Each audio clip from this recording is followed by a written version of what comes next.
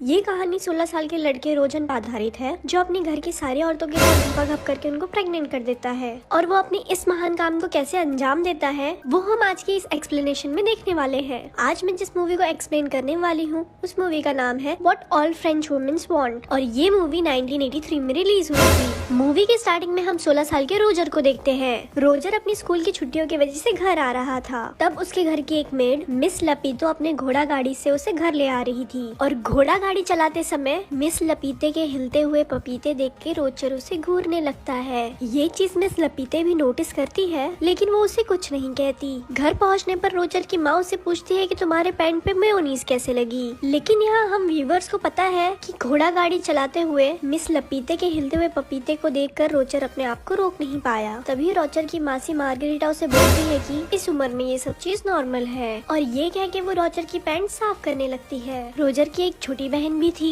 जिसका नाम भरता था। उसके बाद भरता रोजर को जंगल में ले जाती है जहाँ मिस लपीते भी थी। तभी मिस लपीता रोजर के सामने ही साइड में जाके हल्की होने लगती है और ये देखकर रोजर की आंखें बाहर आ जाती है। उसके बाद रोजर को किसी के चिल्लाने की आवाज सुनाई देती है और जब रोजर वहाँ पर देखने के लिए जाता है तब उसे वहाँ पर उसी के घर की एक मेड उर्सिला किसी और के साथ जंगल में मंगल करते हुए दिखाई देती है। जिसके बाद रोजर वहाँ से भाग जाता है क्योंकि उसे लगता है कि वो एक गलत दुनिया में आ गया है। उसके बाद सीन स्विच होता है और हम पूरी फैमिली को एक साथ खाना खाते हुए देखते हैं जहाँ हम व्यूअर को पता चलता है कि रोजर की माँ काफी स्ट्रिक्ट है। शाम को रोजर जब सोने की कोशिश कर रहा था तो उसे बाहर से कुछ आवाजें सुनाई देती है और जब वो कमरे से बाहर आता है तो वो देखता है कि एक नौकरानी घोड़ी बनकर खड़ी है और कोई उसके पीछे से बजा रहा है और ये देखने के बाद रोजर की फटकी 4 हो जाती है और रोजर वापस सोने के लिए चला जाता है और बिस्तर में उसकी छोटी बहन बर्था छुपी हुई थी। तब बर्था उसे बताती है कि मिस लपीते ने मुझे बताया है कि हमारी मासी मार्गरीटा अभी भी वर्जिन है। जिस पर रोजर उसे पूछता है कि वो अभी तक वर्जिन क्यों है, जिस पर बर्था उन्हें बताती है कि उन्हें मर्दों से डर लगता है और इसलिए उन्होंने अभी तक शादी नहीं की है। तभी वहाँ अचानक से नैनी केट आ जाती है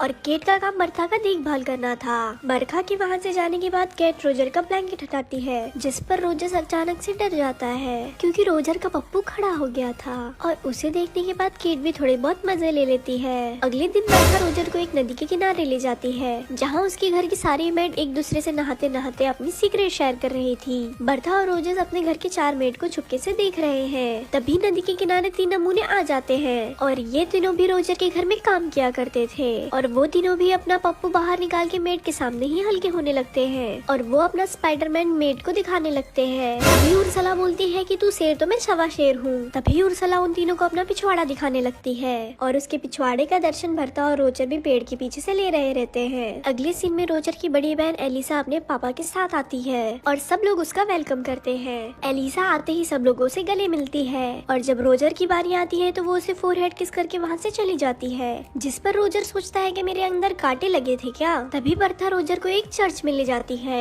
जहाँ दोनों छत पर छिप जाते हैं। तभी वहाँ मार्गरीटा आती है और वो चर्च के पादरी से अपनी सारी बातें बताने लगती है और वो पादरी से बोलती है कि जब से रोजर यहाँ आया है तब से मैं उसके साथ सपने में धक्का पेल करती हूँ। ये सारी बातें रोजर भी सुन रहा था। ये सुनने के बाद रोजर बहुत ज्यादा खुश होता है और बहुत ज्यादा एक्साइटेड हो जाता है जिसके बाद वो पादरी के बगल में गिर जाता है और पादरी इन दोनों को रोजर की माँ के पास ले जाता है जिस पर रोजर की माँ पादरी से बोलती है कि आप ही बताइए मैं इन दोनों के साथ क्या करूँ। जिस पर पादरी बोलता है कि आप रोजर के पिछवाड़े पे मार मार के उसके पिछवाड़े बंदर की तरह लाल कर दो तभी इसे समझ आएगा और ये काम मार्गरीटा अपने शुद्ध हाथों से करेगी तो इससे ज्यादा मजा आएगा। रोजर की माँ मार्गरीटा से बोलती है कि तुम एक हंटर लो और शुरू हो जाओ। पहले तो मार्गरीटा ये करने से मना करती है लेकिन रोजर की माँ के फोर्स करने के बाद वो ऐसा करने लगती है और वो रोजर के पिछवाड़े पे मार मार के उसे बंदर के पिछवाड़े की तरह लाल कर देती है। रात को सोते समय रोजर को फिर से बाहर से किसी की आवाज सुनाई देती है और जब वो अपने कमरे से बाहर निकलता है तो वो देखता है कि उसकी मेड हेलन किसी से ठुकवा रही थी और आज भी उसे बस हेलन ही दिखती है, उसके पीछे वाला बंदा बिल्कुल भी नहीं दिखता। इस बार रोजर अकेले इस नजारे का मजा नहीं ले रहा था बल्कि मिस्टर फ्रैंक भी ये सब कुछ देख रहे थे। तभी उस वक्त अचानक से रोजर के पास उर्सला आती है और वो उसे कहती है कि आओ मैं तुम्हारे पिछवाड़े में मूव लगा दूं। इतना मार खाने के बाद दर्द भी बहुत ज्यादा हो रहा होगा जिस पर रोजर उसे ऐसा करने से मना कर देता है। उसके बाद रोजर उसे पूछता है कि हर रात हेलन को कोई पीछे से बजा रहा रहता है, क्या तुम्हें पता है वो बंदा कौन है। जिस पे वो रोजर को बोलती है कि हम मेड का टॉप सीक्रेट है। तब रोजर को ख्याल आता है कि उसने ये शो अकेले नहीं देखा था बल्कि मिस्टर फ्रैंक भी इस शो को एंजॉय कर रहे थे। जिसके बाद रोजर सीधा मिस्टर फ्रैंक के पास जाता है, जहाँ मिस्टर फ्रैंक दूरबीन से मियाँ खलीफा को देखने की ख्वाहिश में अपने पैंट में हाथ डाल के अपने स्पाइडरमैन को तसल्ली दे रहे रहते हैं। और रोजर के आते ही मिस्टर फ्रैंक वहाँ से चले जाते हैं। तब रोजर भी दूरबीन से देखने लगता है और उसे नीचे दो शादीशुदा एलियन कुत्ता डांस करते हुए दिखाई देते हैं। तब रोजर को समझ आता है कि मिस्टर फ्रैंक अपने स्पाइडरमैन की मसाज क्यों कर रहे थे। अगले दिन रोजर को एक किताब मिलती है जिसमें द ग्रेट सनी लियोनी की कहानी थी और रोजर उस किताब को बड़ी शिद्दत से छुपा लेता है और जाते वक्त उसे अपनी मॉम डैड के कमरे से घर घर खेलने की आवाज सुनाई देती है और रोजर उसे लॉक वाली छेद से देखने लगता है। तभी उसे पीछे से एलिसा का फियांसे रोनाल्ड उसे देख लेता है और वो रोजर को धप्पा कर देता है, जिस पे रोजर उसे रिक्वेस्ट करता है और कहता है कि तुम इस बात को किसी को मत बताना। इस बात पर रोनाल्ड भी इस बात का फायदा उठाता है और वो रोजर से अपनी गाड़ी साफ करवाता है। अगले दिन रोजर वही किताब घोड़ा गोदाम में पढ़ रहा होता है जिसमें सनी लियोनी की सफलता की कहानी लिखी हुई थी और वो पढ़ने के साथ साथ वो अपने पप्पू को भी मसाज दे रहा होता है। और तभी अचानक से वहाँ धारा भाई जोगिंदर का फ्रेंच वर्जन आ जाता है और वो मौका देखते के साथ ही हेलन को आधा खिड़की के अंदर और आधा बाहर फंसा देता है और वो बाहर जाके साइड से हेलन की गैलन में पानी भरने लगता है। तभी हेलन की नजर रोजर पे पड़ती है और वो उससे हेल्प मांगने लगती है। जैसे ही रोजर उसकी मदद करने के लिए जाता है तभी हेलन उसे बोलती है रुको जरा सबर करो और गैलन में पानी भरने दो। तभी रोजर निकल के बाहर देखने जाता है कि हेलन की गैलन में पानी कौन भर रहा है, लेकिन तब तक जोगिंदर भाई अपना काम कर चुके थे। अगले सीन में रोजर अपनी फैमिली के साथ बैठा था जहाँ रोलांड रोजर को अपने जूते साफ करने के लिए कहता है, लेकिन रोजर काम करने से सीधा मना कर देता है। तभी रोलांड अपनी औकात दिखाता है और वो रोजर की सारी सच्चाई उसकी माँ को बता देता है, जिस पर रोजर की माँ बोलती है कि मेरी दोनों बेटियाँ ठीक है, लेकिन पता नहीं मैंने इस इमरान हाशमिन को जन्म कैसे दे दिया। जिसके बाद रोजर अपनी सनी लियोनी वाली किताब को अपनी बहन की किताब से बदल देता है और वो छुप के देखता है कि वो इस किताब को पढ़ेगी या नहीं। उसके बाद एलिसा उस किताब को पढ़ के ऐसा रिएक्ट करती है जैसे उसे धरती पर स्वर्ग मिल गया हो। उसके बाद रोजर किचन में जाता है जहाँ उर्सला होती है और वो मौका देख के उर्सला को वहीं घोड़ी बनाने लगता है, लेकिन तभी अचानक वहाँ एक दूसरी मेड आ जाती है और रोजर वहाँ छुप जाता है। जिसके बाद रोजर सोचता है कि मेरे ही किस्मत में एन लगे हुए हैं। तभी उसके दिमाग की बत्ती जलती है और वो मिस लबीता के पीछे उसके पपीते दबाने जाता है, जिसपे मिस लपीते उसे पहले मना करती है कि ऐसा मत करो। लेकिन थोड़ी देर बाद उसे मिस लपीते कहती है रोजर मेरे बच्चे जितना बजाना है तुम बजाओ। लेकिन वहाँ रोजर की नोबिता वाली किस्मत चमक जाती है और बाहर कोई जर्मनी और फ्रांस के बीच में जंग का ऐलान कर देता है और सबको पता चलता है कि जर्मनी ने फ्रांस से जंग का ऐलान कर दिया है। अगले दिन सब लोग युद्ध में जाने की खुशी मना रहे होते हैं, लेकिन रोजर की हालत ऐसी होती है जैसे उसने ढिंडोरा की लॉटरी जीत ली हो। लेकिन फ्रांस में एक नियम था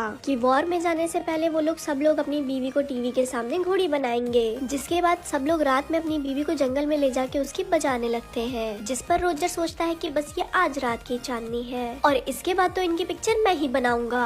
सबके युद्ध में जाने के बाद सारी लेडीज अकेली थी और रोजर सबसे पहले उर्सला के पास जाता है जहाँ वो उसे ले दे के घोड़ी बना ही देता है और वो उर्सला से ये भी कहता है कि मुझे तुमसे प्यार हो गया है। जिसके बाद उर्सला बोलती है कि सारे लड़के पहली बार चरम सुख लेने के बाद यही बोलते हैं। अगले सीन में बरदा रोजर से बोलती है कि पादरी माँ से मिलने आए हैं। जिसके बाद ये दोनों भाई बहन उन दोनों की चुपके से बात सुनने लगते हैं। जिसके बाद रोजर की माँ पादरी से बोलती है कि मेरा पति कभी मुझे घोड़ी बना के लेता है और कभी डॉगी बना के, इससे कोई पाप तो नहीं। जिस पे पादरी बोलता है नहीं, वो तुम्हारा पति है, वो तुम्हारी घोड़ी बना के ले या डॉगी बना के, इसमें कोई दिक्कत नहीं है। लेकिन तभी रोजर की माँ रोजर को देख लेती है और वो बिना देर किए बाहर आ जाती है। अगले दिन बर्था की नैनी केट हमें दिखाई दी जाती है और वो नदी किनारे बैठ के अपनी जुल्फे सवार रही थी। लेकिन तभी वहाँ रोजर भी आ जाता है और वो पानी में जंगली सुअर की तरह रेंगने लगता है। पहले तो रोजर केट से मजे लेता है, लेकिन जैसे ही वो देखता है कि वो भी राजी है, वो मौके पे चौके मार देता है और वो दोनों वहाँ पर घपाघप करने लगते हैं। अब रोजर पूरी तरह से अल्टीमेट हरामी बन चुका था,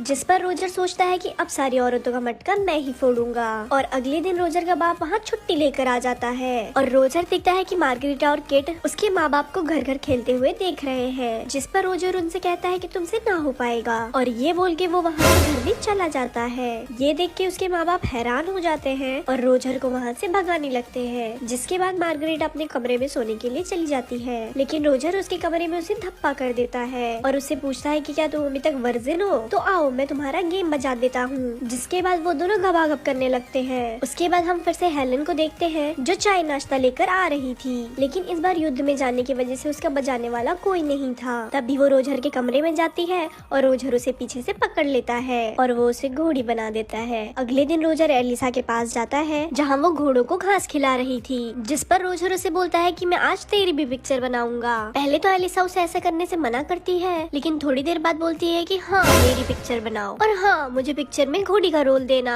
जिसके बाद रोजर उसे भी घोड़ी बना देता है। अब रोजर सारी औरतों के बीच पॉपुलर हो गया था। इसके बाद सारी औरतें बारी बारी करके उसके पास काम 25 करवाने आती थी। दिन बीतते जाते हैं और ये सिलसिला चलता रहता है। एक दिन एलिसा रोजर से बोलती है कि मैं प्रेग्नेंट हूँ। तभी रोजर देखता है कि रोलैंड भी वापस आ गया है, क्योंकि अब युद्ध खत्म हो चुका था। उर्सिला और मार्गरेटा भी उसे बोलती है कि मैं प्रेग्नेंट हूँ। और ये सुनने के बाद रोजर के पैरों तले जमीन ही खिसक जाती है, क्योंकि अगर उसके मॉम डैड को ये बात पता चली तो उसके मॉम डैड उसे ही घोड़ी बना देंगे। तभी रोजर उर्सिला से बोलता है कि एक नेल पॉलिश लेके आओ, और वो उस नेल पॉलिश को एलिसा के बेड पे लगा देता है और बोलता है कि तुम कुछ भी करके रोनाल्ड के साथ घपाघप कर लेना, जिसे रोलांड को लगे कि एलिसा अभी भी वर्जन है। उसके बाद वो अपनी मासी से बोलता है कि आप फ्रैंक से शादी कर लो, वो आपको बहुत ज्यादा पसंद करता है। और ये सुनने के बाद वो दोनों शादी के लिए मान जाते हैं। उसके बाद रोजर उर्सिला के पास जाता है और उसे शादी के लिए प्रपोज करता है, लेकिन उर्सिला उसे मना कर देती है, क्योंकि वो पहले से ही किसी और को पसंद करती थी।